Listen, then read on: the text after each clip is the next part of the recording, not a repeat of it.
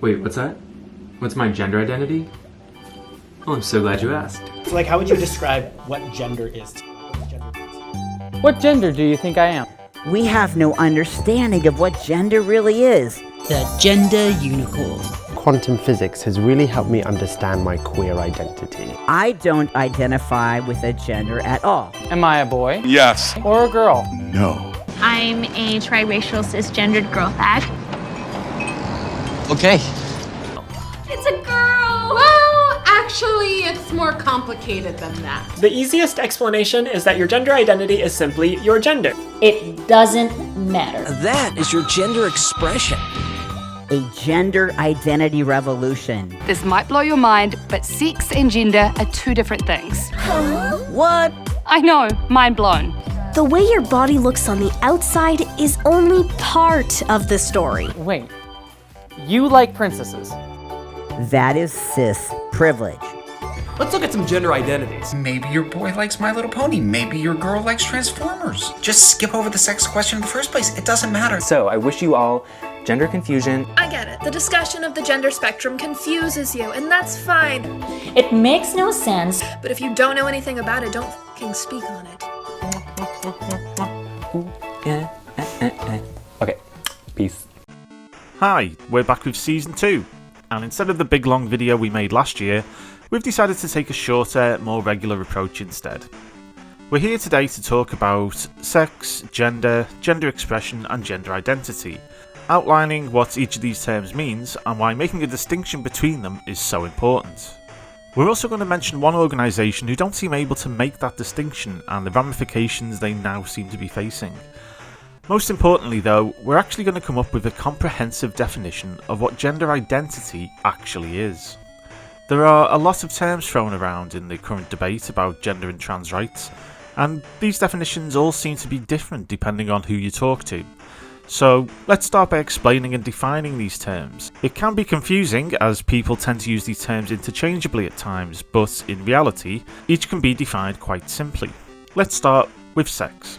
If you have a guy and you have a gal, put some hair on her, all right? This represents their sex, male and female. Everybody on this planet was born with either a penis or a vagina. That is your biological sex. Everybody on this planet was born either male or female. Chromosomes XX or chromosomes XY. Quite scientific. So far so good. Sex is a person's biological category. There are two of them, male and female, into which humans and other living things are divided on the basis of their reproductive functions. Humans and other mammals have two sex chromosomes, the X and the Y. Males have both X and Y chromosomes in their cells, while females have two X chromosomes. This is true of 99.98% of all humans alive today. The other 0.02% have disorders of sex development, commonly known as intersex conditions. These disorders of chromosomes occur within each sex distinctly, so the male-female binary still holds up. We've spoken about this previously, so go check out that video if you want to know more. A human male is called a man and has male reproductive organs, and a human female is called a woman and has female reproductive organs. Along with pretty much all of the world's animals, it's the female who gives birth. In fact, it's only male seahorses and their very close relatives where the male can be said to become pregnant and give birth. In mammals, males don't give birth at all. There are naturally differences between the sexes, with men more likely to be taller, with larger heart and lung capacity, much greater upper body strength, etc. Women are more likely to be shorter, have larger livers and kidneys, and have much higher levels of the hormone estrogen. This is all basic biology, and most people can intuitively grasp these differences between the sexes, even at a very early age. Sex also leads us to sexuality, the attraction people have to others. There are three main types of sexuality, all based on a person's sex, as well as a fourth category that some people wish to include. These are attraction to the opposite sex, known as heterosexuality, which makes up over 90% of all human sexuality. Attraction to the same sex, known as homosexuality, and attraction to both sexes, known as bisexuality. Heterosexuals are often called straight, homosexuals lesbian or gay depending on their sex, and bisexuals often called bi. The fourth category is asexuality, which, strictly speaking, is a misnomer, as asexual as a term really refers to species which can self-reproduce, such as spores, molds and fungus. Some people, however, use it to refer to people with no sexual attraction to others, although this isn't really a sexuality, but rather a lack of sexuality. But we'll add them here to stop people kicking off in the comments section. So that's sex and sexuality, all pretty easy to follow. Next up is gender, and it's where things start to get a bit more confusing.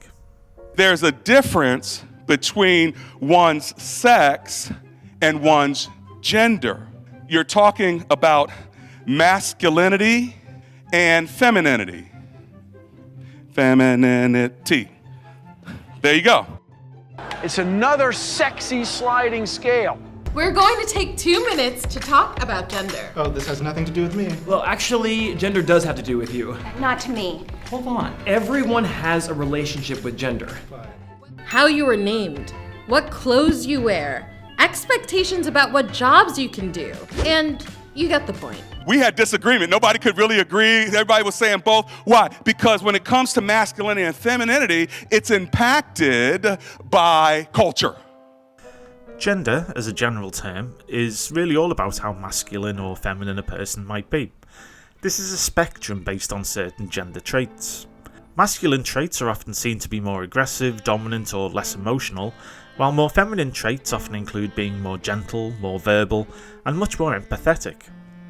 These are, of course, generalisations of what gender traits are thought to be, and we'll explain this a bit more later on. But here we have the beginning of a problem, as the word gender is often used interchangeably with the word sex. This may be due to some people just not liking the word sex, with all its naughty implications. Gender, a spectrum from masculine to feminine, is based on stereotypes of behaviour and leads to stereotypical gender roles and occupations. Obviously, men and women can and do work in different job roles, but in general terms, the more aggressive or dangerous occupations are traditionally considered to be masculine, while the more caring or nurturing roles are considered more feminine. You don't have to agree or disagree with this, it's just a fact, based on years of stereotypical thought and societal norms. Before health and safety laws, many jobs were very dangerous, so it made sense for men to take those roles on, and for women to stay at home and look after the children. Obviously, this would now be considered an outdated and sexist notion, but the stereotypes remain for the large part. However, there have always been people who did not conform to those stereotypes. This leads us to gender expression. Everyone's allowed to have their own relationship to gender. Why? Because there's no one way to express masculinity or femininity. That's for you to decide. And Fred Armisen there is right, there is no right or wrong way to express yourself. If a man is considered to be masculine and a woman considered to be feminine, either in their profession, outlook, mannerisms, clothing, etc., then they would be considered to be gender conforming. Their gender expression, how they chose to show their levels of masculinity or femininity, would be based on that spectrum and those stereotypes. Those whose gender expression did not match those stereotypes would be considered gender non-conforming, and there are plenty of people throughout history who would be considered this way. The fact is that, as gender is a spectrum, anyone, male or female, can sit anywhere on that line. We now have a society where people are pretty much free to express themselves as they want, at least in the UK that is, perhaps not everywhere in the world. So that's gender expression, wherever a person sits on that spectrum and chooses to act, dress or perform. It's tied into sexuality to some degree, but doesn't have to be connected. There are plenty of gender-conforming and non-conforming people of every sexuality, but it's important to remember that it's based on gender stereotypes, many of which are now seen as outdated. So far, so good. Any person can have any sexuality and any gender expression, which is cool. Until gender identity comes into the mix, that is. So gender identity is that internal little voice, that internal sense of knowing. It's just what your gender is. There's not a great way to describe it. The easiest explanation is that your gender identity is simply your gender. Gender identity is basically what you just know that you truly are, because you can just feel it. She was looking for a label to describe her gender identity. Demi-boy, demi-girl, gender fluid, agender, bi-gender. There's stuff like fuzz gender. This is Tumblr. If you put this couple in the middle of masculinity and femininity, if you have a sort of hyper extreme masculinity, it's like, ooh, men. And so he feels rejected by this side, magnetically pulled to this side, so now he may think he's a girl. Gender identity tries to take that flexible spectrum and revert it back to a constrained notion of how people should be seen. Rather than accepting that gender nonconformity is a viable and intrinsically human trait, or that gender stereotypes are outdated, gender identity extremists put a great big fat fucking line right through the centre of it all. The idea behind this is that gender identity is internal, rather than gender expression, which is external. So a man who feels masculine and conforms to that would be considered to be a man, and the same for a woman who feels feminine and conforms to that notion. They would be considered a woman. However, any man who feels internally that they are feminine and conforms to female gender stereotypes and female gender expression can now claim to be a woman. This is transgender, and doesn't always have anything to do with sex or sexuality. Most trans-identifying males don't go through surgery or even take hormones. They simply claim that they feel like a woman, identify as a woman, and want society to treat them as a woman. Obviously, this works the same for women who feel that they identify as men. It also throws the term non-binary into the mix, to include those people who do not identify as either male or female, making a strange three-tier system to replace both the traditional sex binary and the gender expression spectrum. But then, gender identity goes further again, as it includes the notion of gender being fluid. I could have worn a skirt today, and y'all would have been like, oh my gosh, that's crazy. Now don't worry, I only thought about it for a minute, and then I realized that ain't happening. Kilt ain't coming on Dr. D.A. Gender traits aren't static or intrinsic to a certain gender. I thought that in order to be genderqueer or non-binary or, anything other than cisgendered, I thought you had to experience dysphoria. But what I've come to and what I've learned from others and what I've allowed myself to believe is that there's no prerequisite for any gender term or another. To be genderqueer, you don't need to feel anything other than the fact that genderqueer resonates for you. To explain it in a binary sense, I feel sometimes like a boy, sometimes like a girl, sometimes like a boy, and sometimes like both, and sometimes like neither. Gender fluid is somebody that the gender identity tends to be more in flux. It can vary. A gender fluid person might feel really female one day and might feel more masculine another. So there's more of that fluidity there between one gender or another, multiple genders. Again, I'm not an expert on this. But in practice, it ain't so simple, kids. And a person's gender identity may change over their lifetime. The concept of being gender fluid is that any person, male or female, can jump to any of these three categories whenever they choose. Your gender identity could be gender fluid, so you can identify as a man 1 minute, a woman the next, then non-binary, and you can keep jumping as much as you want, whenever you want. There are no limits. So let's quickly recap. Sex is biological, innate and fixed. It doesn't move around and is based entirely on your physiology and genetic makeup. It's also very easily measured, even with differences of sex development or intersex conditions. People are either male or female, a binary choice. Sexuality is simply based on your sex and the sex of the people that you're attracted to. And even though gender is sometimes used as another word for sex, it's actually the cultural differences between the sexes rather than the physical differences. Gender expression is how you choose to externally express yourself on the spectrum of masculine to feminine, while gender identity is simply how you feel your gender should be internally at any point in time. It isn't fixed, it's completely fluid, and as such, it's impossible to measure other than taking someone's word for it. So this leaves us with a huge problem. Sex and gender identity are clearly two completely incompatible systems. One is fixed and measurable, the other ever-changing and not measurable at all. One is based on scientific facts, the other on innate feelings. Now this might not necessarily be a problem at all. Lots of things in society seem incompatible yet coexist perfectly normally. For example, James Corden is described as a comedian, but society understands that absolutely nothing about the man is funny. You're dick, mate! Problems do arise, however, due to the shared language of both sex and gender identity. This appears to be a deliberate muddying of the waters. The definition of woman, for example, is an adult human female. This makes sense. Homosexual people use the terms gay or lesbian to denote their same-sex attraction. Male and female describe a person's biological and genetic makeup. But gender identity also uses these phrases and words to describe the very opposite of what they mean. You've heard the phrase trans women are women, but actually they're male. People choose pronouns that apply to the opposite of their sex. It's also possible for people with opposite sex attraction, heterosexuality, to now be called gay or lesbian. This is just extraordinary. This is the definition adopted by this body today, that anyone who identifies as a woman is a woman. Women means adult human female. First of all, fuck you. If you're a lesbian and you're gatekeeping trans women that are lesbians, that is transphobic as fuck. And you're transphobic. Not fucking sorry. Sex is pretty much well defined. In humans, it's the two categories, male or female, into which humans are divided on the basis of their reproductive functions, genes, and chromosomes. It's simple and has been the basis of society since the dawn of humanity. We've researched a lot of different videos and blogs trying to explain what gender identity actually is, and no one seems sure, even trans people themselves. This is bizarre, as you'd think that anyone trying to start a gender identity revolution would be able to say exactly what they mean, but they can't.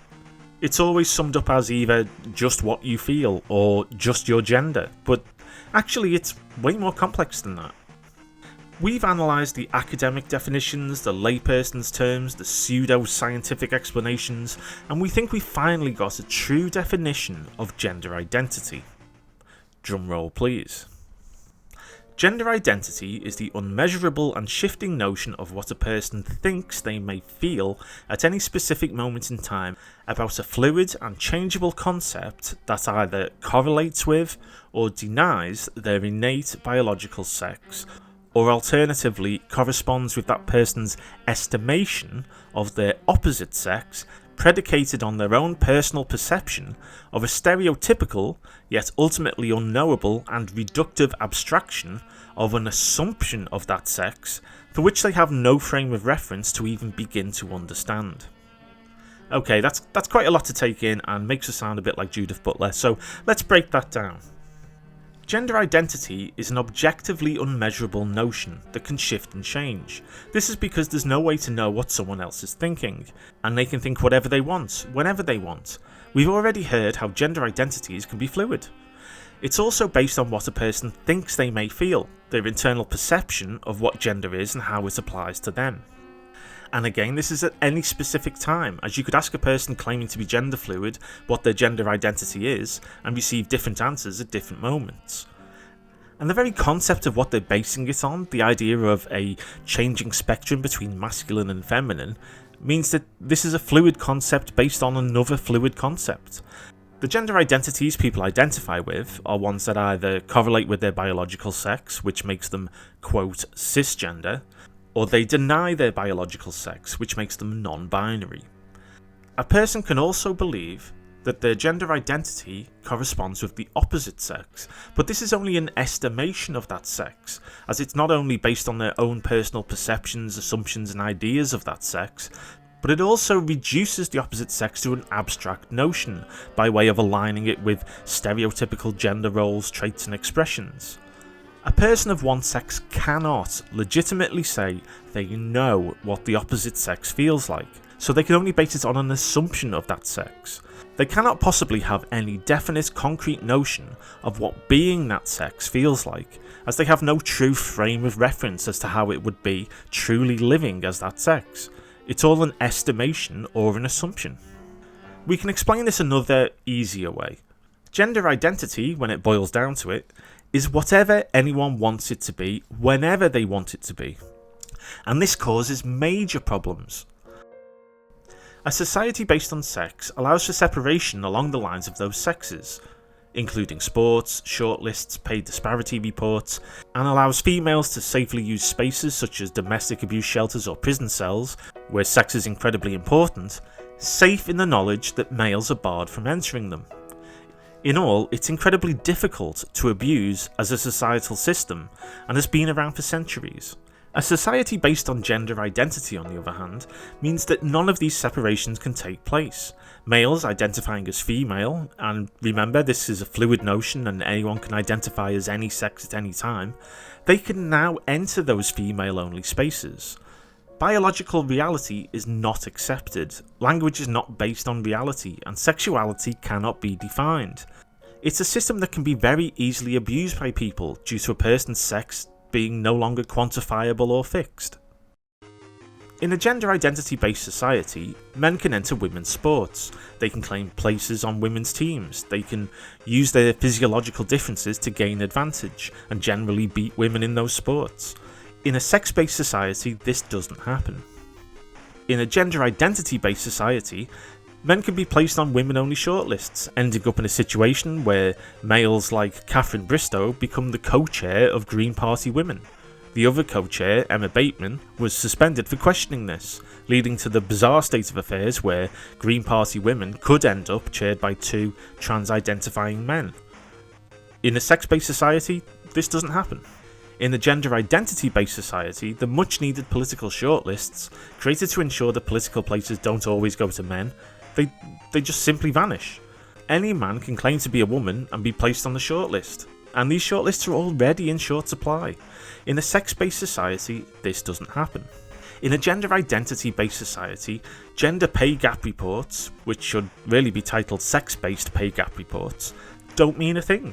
If anyone can claim to be any sex at any point, then statistics become meaningless, and no one will be able to tell if women are earning equal amounts to men for doing the same job. In a sex-based society, this doesn't happen. In a gender identity-based society, women lose their rights to sex-based spaces, including changing rooms and bathrooms. And yes, this issue gets raised a lot, but it's incredibly important. The majority of reported sexual assaults at swimming pools, just as one example, take place in unisex changing rooms. But even when the changing rooms or bathrooms are male and female, men can still argue that they are female, leading them to entering women's safe spaces. In a sex-based society, this is far less likely to happen. In a gender identity-based society, men can be placed into female-only prisons, prison cells, hospital wards, rape crisis shelters, and pretty much anywhere that women need safe, sex-segregated spaces of their own. This can easily be abused by bad actors looking to take advantage of this to gain access to vulnerable women. In a sex-based society, this doesn't happen. In a gender identity-based society, language becomes meaningless. As an accurate descriptor of a person, their reported sex becomes distorted to such an extent that the opposite of what is being written is the truth. In a sex-based society, this doesn't happen. In a gender identity-based society, biological reality is not accepted. Activists fight all the time on social media and elsewhere to try and change reality, claiming that women can have penises and men can have vaginas and give birth, often becoming very abusive when questioned over this belief. In a sex-based society, this doesn't happen. In a gender identity-based society, sexuality can't be defined. In fact, it becomes problematic.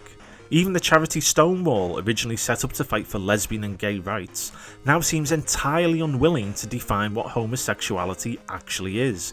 They call it a medical term and claim that it's a sexual orientation towards someone of the same gender.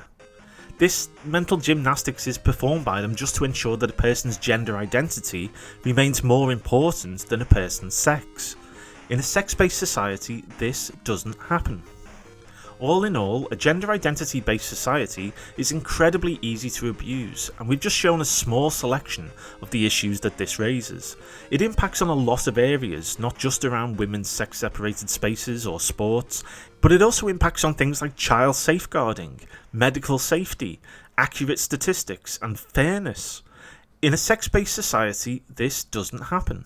So the question is, do you want a society based on sex, or one based on gender identity? Because you can't have both. They can't coexist. Now, we're not saying that you can't advocate for a gender identity-based society, you absolutely can. However, if you do, the onus is on you to explain how this change will affect society. The onus is on you to explain how safeguarding will work. The onus is on you to demonstrate that people won't abuse this system. The onus is on you to provide answers, not just repetitive slogans or half-arsed rhetoric. Give us the details, explain it to us, tell us how all these issues will be resolved. It reminds us of an old riddle, the two guards riddle. It's quite famous and chances are you've already heard it and know the answer. It goes like this. There are two doors. One leads to safety, the other to harm. You don't know which is which. In front of these doors stand two guards. One guard can only tell the truth, the other can only tell a lie. You're only allowed to ask one guard one question, and you have to try and work out which is the door that leads to safety. Well, this is the situation in which the UK and other countries are now finding themselves, only now it's the two societal systems riddle. One door leads to the continuation of a sex-based society, the other leads to a gender identity-based society. And, as we've demonstrated, it appears that one choice leads to harm and the other leads to safety. It also appears that one societal system can only tell the truth and the other can only lie. But the difference here is, you can and should ask as many questions as you like. Stonewall, the former gay rights and now pro-trans rights organisation, has found out the hard way that by not adequately explaining how this brave new societal system might work, you risk looking kinda sketchy and frankly pretty dumb. We'll have more on Stonewall in our next episode, but to summarise very quickly what is an ongoing and fast-moving situation, many of Stonewall's diversity champions, who are organisations who've signed up to and pay Stonewall to provide training on diversity, are quitting this scheme. This has all been prompted by Stonewall overreaching and lobbying hard for these companies and organisations to gear policies around and move towards a gender identity-based society. Companies and organisations such as Channel 4, Ofsted, ACAS and others have followed the Equality and Human Rights Commission's lead in publicly exiting the diversity scheme. This was quickly followed by the Women and Equalities Minister Liz Truss urging an official withdrawal from the Stonewall scheme for all governmental departments, with the Ministry of Justice being the first to state publicly that they will no longer be part of Stonewall's scheme. And, rather than addressing the root cause of why these organisations are leaving, Stonewall's chief executive Nancy Kelly decided instead that she would, and let me just check my notes here, compare anyone who didn't believe in gender identity to anti-Semites, while Stonewall tweeted the incredibly childish "You OK Hun" to major newspapers reporting on this story. So, for example, how do you represent lesbians who hold gender critical views? They might say you don't represent them. So we don't claim to represent everybody in the LGBTQ community. Is it of any cause of regret to you, though, that some people do now feel alienated from Stonewall? For those kind of minority within the community, I think, that just really strongly feel that they have really strong concerns about trans inclusion. And, you know, we just disagree. And I'm really comfortable with our direction as an organisation. I'm really comfortable with the decision that we made years ago to become trans inclusive. As we say, we'll go over this in more detail next time. There's a lot going on with Stonewall at the moment and things are moving very fast, so keep an eye out for that one. Well, that's it for now. Thank you so much for joining us. If you liked what you saw, please click on the like button. Hands up who likes me! Ring the bell thing. And please subscribe.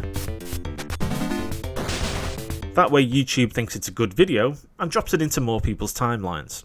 You can sign up to become a Patreon member and get some cool stuff, and you can find us on Twitter.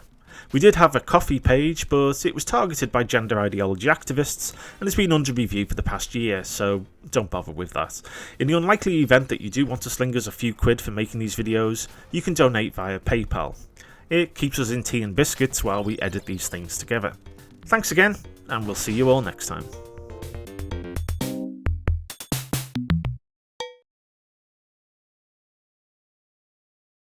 A human male is called a man, and has... fuck's sake. A human male is called a man, and has... I can't believe that we have to take this.